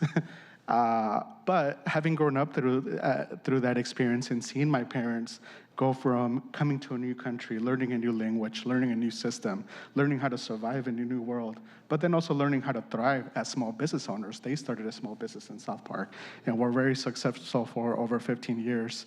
I saw firsthand what was that like, what that life was like as an immigrant starting a business, not knowing how to interact with local government, not knowing, when the city comes in and the health food inspector comes in and tells you, hey, you're doing something wrong. Me having to translate and interpret for them at the young age of 10, 7 years old, right? And I see many members of my community go through those same challenges because we know immigrants, we're natural entrepreneurs. We're more than likely to start a business than non-immigrants here in the US, right? But yet we know that 8 out of 10 businesses fail after their first year if they're not set up successfully. So one of the reasons why I'm so excited and thankful to be part of this initiative and have received the support through this funding has been to build an entrepreneurship incubator to help my community learn how to build the fundamentals of starting a business, building a sustainable business, how to plan for your budget, how to create a robust marketing plan to make sure that clients you're able to build a sustainable client base, right? And I wanted to highlight two really great examples from our incubator. We're in month 6, I believe, of our 8-month incubator program here that we've been piloting right in South Park in partnership with Villa Comunitaria there. One example, Lupiñatas. She is a piñata maker who came from Mexico as a young kid and grew up making piñatas at home through her family. It's kind of family, I don't know if they did it as a business in Mexico, but she comes with that tradition of making piñatas. And she's always wanted to try it out as a business. She's a stay-at-home mom. So through this program, she was able to envision that and plan for that and not just build a business, but figure out what it costs to actually run a business and not just how to value her product, but how to value her time. She realized through this program that she was selling her piñatas and just covering the cost of materials. She wasn't accounting for her own time, which, as we know, it's probably one of the biggest expenses for small business owners. So through this, we were able to help her come up with that yearly budget and some budget projections from going from an initial stage of it just being an idea, a concept, something she wanted to see if she could try. Now she's averaging 3 orders per week in building a sustainable business, and that's really exciting, seeing somebody like that go through this program. Another example is Nepantla Cultural Art Gallery there in White Center. It's a very successful business that has been a pillar in the Latinx community. They're wanting to expand, but through this program, they're learning how to build a budget, how to apply to funding through banks, how to build a robust marketing plan, how to build a business plan, so that when they do engage with an institution like a private lender or like a banking institution, or maybe some other type of government grant or financing, what they need to do to get ready for that. And those are just 2 examples of the 2 spectrums of the type of entrepreneurs that we're working with. But another great example is, and this wasn't by design, but we happen to just have, and this shows the great demand that we've had from day one. We got about 24 applicants that came in. We were only able to select 10, and all 10 were women entrepreneurs. And that's just something that I'm really proud to say, that we are actually investing into small business ownership and empowering entrepreneurs in our community through this program. But not just the fact that we're delivering this curriculum or this content, but it's the way we're doing it, the methodology. We're doing 1 virtual workshop a month, 1 in-person workshop where they get to work as a team, build a community, a support community with each other, empower each other, ask each other questions, give feedback to each other as they're developing their business plans. And then they get one-on-one business coaching through me and my company, Growing Contigo LLC. So we're able to help them apply what they're learning in the workshops, but also connect them with other resources or help them with the business registration process or help them build their budget and whatnots. So this is why I'm really excited to have been invited to be part of this roundtable, part of this program, and know the value that this can bring to my community. Because when we talk about economic recovery for Seattle, especially, we're coming out of the pandemic, I really want to urge the City of Seattle Council, Mayor's Office to not just focus on the downtown core. We have communities all over the city, right? And we've been historically, especially in a community like South Park, like the one I grew up in, we've been historically left out of many of these programs. Things are changing, I have noticed that, but there's still so much more that we can do. So my ask to you all is continue supporting programs like this and initiatives like this that are empowering our own community to lead these efforts, because it's very different, somebody from outside the community to come to my neighborhood and say, this is what you need to do. It's very different when one of us is able to do this, not just in our language, but also understanding the cultural norms, understanding what it's like to be an undocumented immigrant and navigating all these complex government infrastructures, right? And I think that's been the unique aspect of this program. And again, I'm just emphasizing how thankful I am to be able to be part of this initiative. And I'll just add a couple things that I feel like y'all didn't share this time around, but Jose, your program is not only, Latinos, helping Latinos, it's run completely in Spanish. And so when we think about the initial goals of this funding through ECI, they specifically said, we want this funding to help BIPOC communities build a path for their dreams and hopes. And so when we think about each of these projects, even Caleb's didn't mention that hundreds of people have signed up for his help, attend his events, and we're looking at key community partners that are delivering services that are culturally relevant, that are interconnected in communities.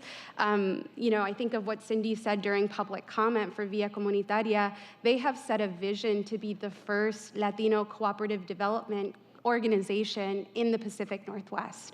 These are bold visions, these are bold strategies, and they're absolutely rooted in the cultural communities that they're aiming to serve. And so when we think about all of the recommendations that we've made and the way that these pilots are setting up our city, it truly is to meet gaps, gaps that are general programs, as powerful as they are, and as much as they're working, this work complements them through addressing those key gaps. And so just really thinking about what is the role of this initiative and how can it partner with our existing investments and help our city reach even more folks. That's great. Well, I really appreciate all of you sharing your stories and sharing the work that this group has been doing for the last couple of years.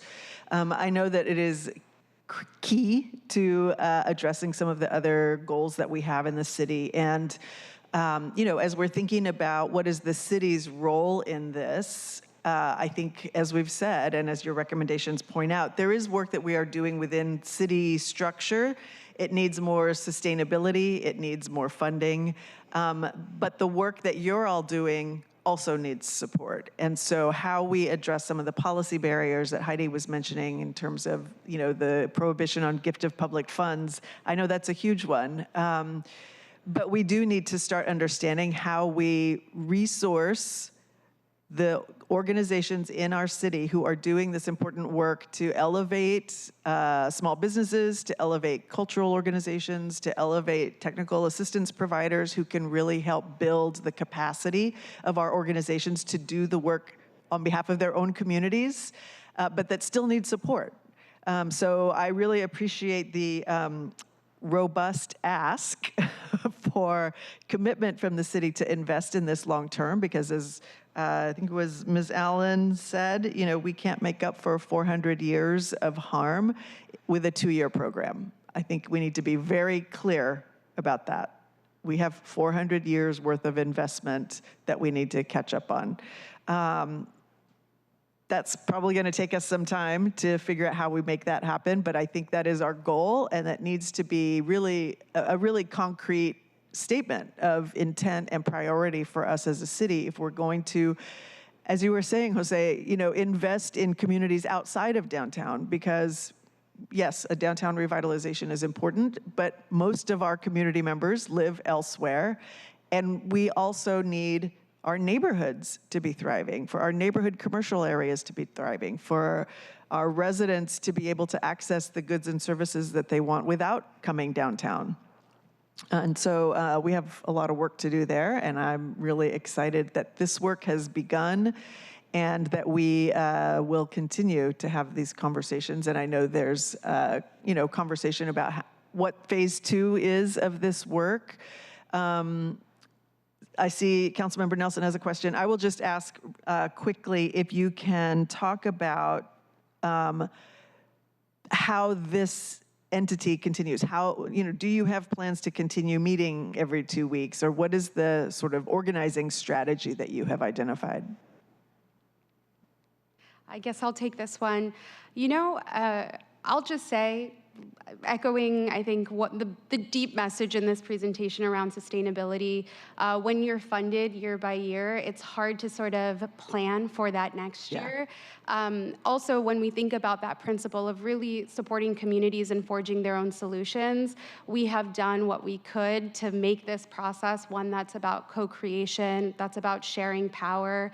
And so, as of right now, in our conversations with our roundtable, literally just yesterday, we're starting to set the course for how do we plan for the funds that are remaining this year, that are being released with the submission of this report. What are some of the strategic priorities that we want to lay to support existing pilots, perhaps even add new pilots to leverage investments that other departments are making and partner with that, right? What are those different strategic priorities that we want to make?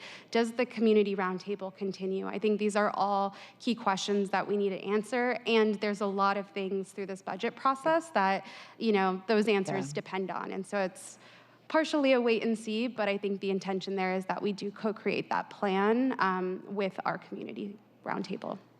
If I could also add to that, definitely, I think whether there's funding or not, or this structure exists, I think the relationships we've built do this work are going to continue on forward, because our communities have been doing this work with government support or not, and we will continue doing that.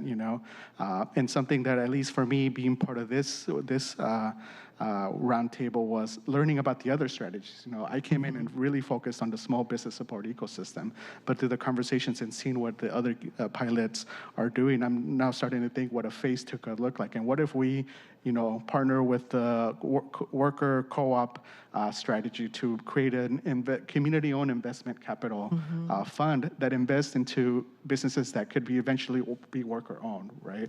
So those are just kind of the things that I've personally been exposed to, and I'm excited to continue learning about them and continue building relationships, see how can we do more of this much-needed work for our communities, by our communities.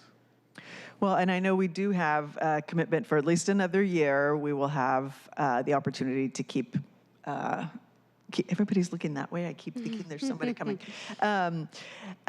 So we will have the opportunity to really be strategic about what next steps look like and what the next budget process will look like as well. Did you want to say something, Heidi? I think too, I was just going to say, as being a partner in this work, we can't do this work without our community at the center of it. So that absolutely, however that structure, I think we're going to figure out what how we implement some of this stuff, and just really want to reiterate how essential kind of these relationships and these partnerships, and whatever, we'll figure out the right structure and what that looks like, but it's just absolutely essential to how we do the work. Well, and as I don't know who said something like, government moves at the speed of trust, and trust moves at the speed of relationships. So this is a demonstration of how important it is. If we're going to have the impact that we want in our communities, then we have to be building these relationships. So, Councilmember Nelson, please. Thank you very much for this presentation. I remember that it was about a year ago when I first encountered this this effort in committee, and you've come a long way. And in the meantime, OED has also done a lot of work on an investment agenda for, it can also be called building community wealth, that was driven by the whole Future of Seattle economy process. And so my question in OE, I'm anticipating that we'll see specific budget items in the mayor's proposed budget that will implement the outcomes or the findings of OED's process. And I'm just wondering if you're anticipating any budget items this year that will implement or begin to implement some of these recommendations. Yes, there's a lot of alignment around the Future Seattle economy. One of the 5 investment pillars is around building BIPOC community wealth. So there's definitely the connection there. And I think the work that we're scaling up and building in partnership with community around the Business Community Ownership Fund is really significant, and maintaining those investments, building equitable business support systems. I think we actually just submitted a slide on some of that initial work through the pandemic, and so continuing to build that. And then around access to capital and kind of community-informed capital strategies. And so there's a lot of alignment there and opportunities actually to start working through and scaling up some of these really significant investments and building on kind of the business ownership piece around the incubation project. A lot of alignment with what came through that community process and some of the priorities that were lifted up around WIMBY support, building BIPOC wealth, and so forth. Okay. Thank you. Any? Did anybody from the Department of Neighborhoods want to answer as well? Do you have anything to add? I think, I really appreciate OED because they have provided such a powerful framework for working with small businesses, specifically Heidi and her team working on community wealth building. You can't separate this work from the work happening there. And so I agree with everything Heidi is saying. I think what that partnership looks like moving forward is something that, again, takes time, relationship building, figuring out what opportunities are in front of us and how do we best leverage those.